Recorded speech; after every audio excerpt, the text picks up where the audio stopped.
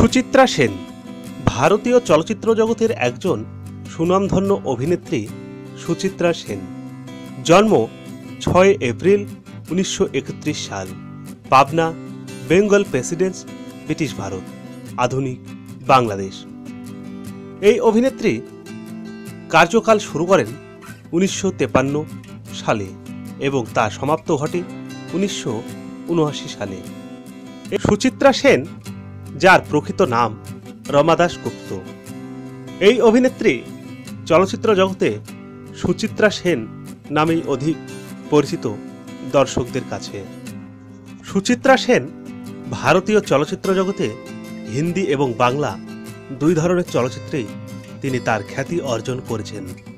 তিনি বাংলা চলচ্চিত্রে উত্তম কুমারের বিপরীতে নায়িকার ভূমিকায় অভিনয় করে দ্বিগুণ জনপ্রিয়তা অর্জন করেছেন দর্শকদের মাঝে থেকে।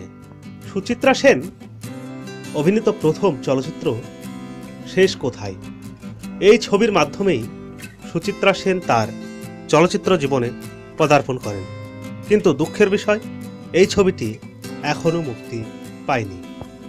সুচিত্রা সেন অভিনীত বেশ কয়েকটি চলচ্চিত্র সমূহ যেমন শেষ কোথায়, 7 নম্বর কয়েদি, 74.5, ভগবান কৃষ্ণ চৈতন্য, কাজেরি ইত্যাদি চলচ্চিত্রে অভিনয় করেছেন এই কিংবদন্তি অভিনেত্রী।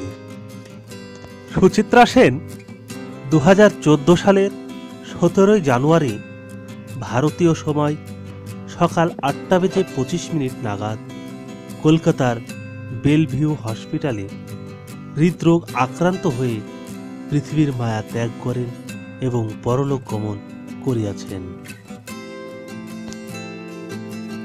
বিনোদনমূলক নিত্য নতুন তথ্যের জন্য আমাদের এই চ্যানেলটি সাবস্ক্রাইব করে রাখুন এবং যে কোনো রকম তথ্য বা মতামত দেবার থাকলে আমাদের চ্যানেলে কমেন্ট করুন।